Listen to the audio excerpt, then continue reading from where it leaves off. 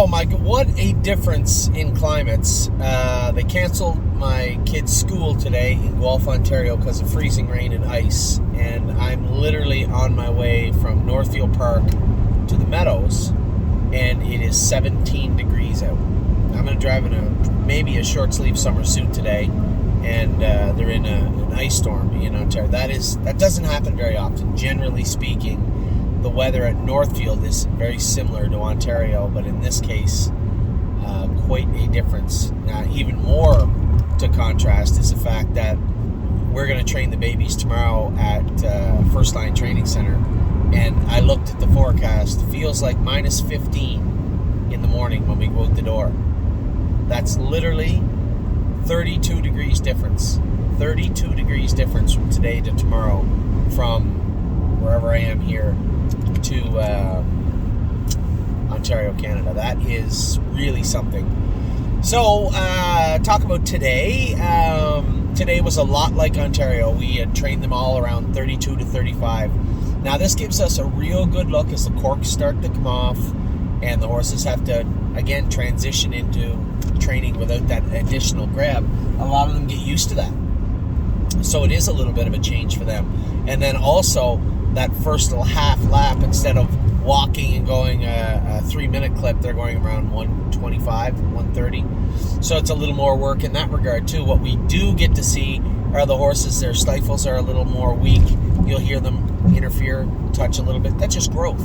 But those horses need to be backed off a little bit to 40. So what today and this week in Ontario and this week in Ohio did was allow us to get a real time, but a very real up-to-date look at where the horses are maturity-wise, physically and mentally, but most of them are maturing very well mentally. So it really gives us an opportunity to look at the horse themselves. So I want to go over the sets today, and I have to be hesitant because people read into, if a horse makes a break tear, I say, the horse just needs a little time. People think that that's a negative thing. Keep in mind, it is February the 23rd. We're February, March, April, May to June. At least 4 months. At least 4 months from these horses going racing speed. Well, 3 and a bit from racing speed, but 4 months from racing minimum. Some of them a little bit longer. So the idea that some of them are interfering now, a horse like Pull the Shoes was well in command today, 1:31, but made a break going under the wire. I put the hobbles on her, no different. And that is because in the straightaway, she touches up on that left shin. Now, immediately when you see that, the horseman in me says, I want to make a shoeing change. But sometimes you just got to let the horses grow up and fill out a little bit. We come in, her stifles are shaking a little bit, trembling a little bit. It's a lot of work. So it's a telltale sign that maybe a little weakness in those stifles, and you're going to see that from more horses than not this time of year. More times, I would say that I had 2 breaks today. The one going under the wire with Pull the Shoes. Ready for Landing made a break today, but again, very, very similar. Both touching behind, both touching up on those shins, and even with the boots on, kind of a little scary, and sometimes it might sting a tiny bit, but as they get stronger in their stifles and widen out, they hit less, right? Some of them don't hit at all. Go back to a set of brace bandages when you're racing them, even in some cases. But for right now, it seems at least, and this is the same every year, right now it seems you have to let them put that muscle on. The only way you can put muscle on, as we all know, is work. So it'll go a long way, but today gave us a real good, this week, I shouldn't just say today, this week, both Ontario and Ohio gave us a real good look at what the horses are ready for, what their red line was a little bit. We need to back away. All of them need to back away from that red line. So some of them were quite comfortable going in 32. A horse like Drebin, I literally almost hit the seesaw going under the wire. It just feels like he can qualify right now. You see that every year. There's a couple of horses where you're like, this horse feels amazing right now. It reminds me of the way I almost talked about Bomb Hugger 2 years ago. She just felt so powerful in February, March, to the point where I just stopped going with her. I couldn't go with her anymore. She just felt too racy. And that's where we're at with a horse like Drebin. He needs to work on switching his gears, going from that 37-second speed to 35, or even 40-second speed to 30. So that would be your mile of 240 to 230. That's a big jump. Those 10 seconds are a big deal for a lot of these horses. Now, I can't speak to horses in Florida or training on a beach or training in a a nice sandy track, but our horses training in racetracks like Northfield and especially First Line, we've had a very, very warm winter season, but nevertheless, still have corks on some of them. There still is that transition. So, and I get a real good look. It's the same every year. So nothing I'm about to tell you or nothing we've talked about is surprising, out of the ordinary, out of the blue, shocking in any way. More shocking would be the ones that are doing it perfectly right now than the ones that are making a break in the wire or struggling a little bit. Those horses need to fill out, grow up. So it's quite a shock for some of them. So we're going to go over the ones where it was or it was not and talk about them. First set today, Goldbug Hanover was on the outside of me. Now I had Mel Gibbswan. Now I'll give you the nooks and crannies of the ones I went with. Mel Gibbswan still over on the left shaft a little bit. I don't think there's any issue there. Again, this is just stifles growing up, filling out. But when I put him in gear coming out of the last turn, they were not trotting past him. He drove away easy, wrapped up under the wire. Goldbug Hanover made a break halfway down the lane. Jason Merriman went with her. He said we were razzing him, obviously. We both had poor days yesterday. We told him we were going to put the training wheels on the next one for him. So Goldbug Hanover made a break coming out of the turn. He said he could hear her slapping at her shins.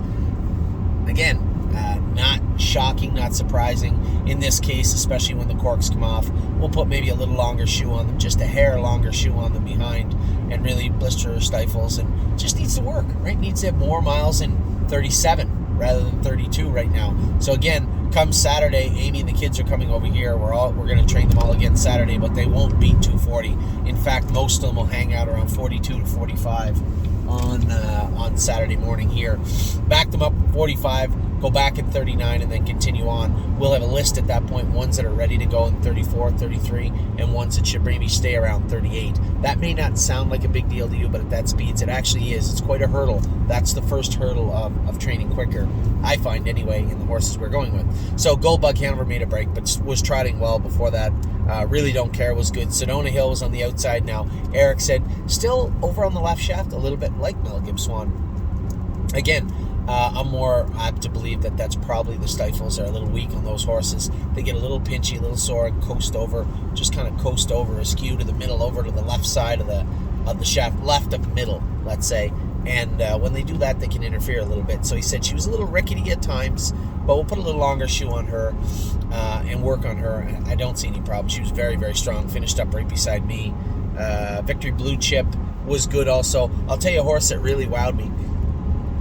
Memory and Imagination again, flying on the outside. We went a mile and 32, last half at 12. His last half had to be 110.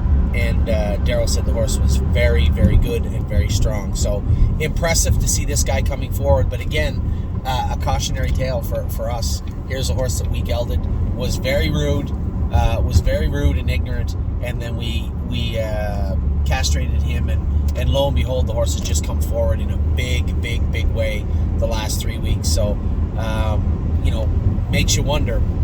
For the ones that are still acting up, they're on thin ice, I think. A couple of horses come to mind, and two of them are at the clinic getting castrated right now. But Memory and Imagination, just a totally, totally different horse. Now, I haven't gone with Arson in a long time. I went with him today, and I put him to work. He was very strong today training. Venice Blue Chip was good. A horse said, just trying to think of who her counterpart would be. I guess Drebin at this point, somebody on the other side of the border. But Affection is slowly creeping into that number one spot. I think she was amazing again today. This is it. And what I love about her, everything she does is just so matter of fact. So, whatever. You never see her wound up. You never see her hot, crazy. You never see her doing anything out of the ordinary. She is a very, very nice filly. And as I said, slowly creeping into that number one spot. Pickpocket was good. Brody said he just knuckled over and he made a break on him. I'm not too worried about Pickpocket. There's a reason he was in with him and Gypsy Hill were in with all these pacers. So Arson was great. Venice Blue Chip was great. Affection was great. Pickpocket made a break, but has been great today. I'm not going to worry about Pickpocket. I'm Fancy, like Eric said, she was wandering a bit, but still paced hard right to the wire. So I was still very happy with her. And Gypsy Hill again. He was very good also. So a very good set here in set number 2. The only horse to make a miscue was Pickpocket, and if Pickpocket's making I'm not really worried about Pickpocket. Here's a horse that almost trotted over my wheel, over my shoulder, and zipped through to train good the other day. Pickpocket rarely does anything wrong. Third set, I did make a break with Ready for Landing starting into the backstretch. And I hear Ron Burke's voice in my head. He had the full brother. Can't get around the turns. And I want to come in and just start changing things. And I said, he did his work well.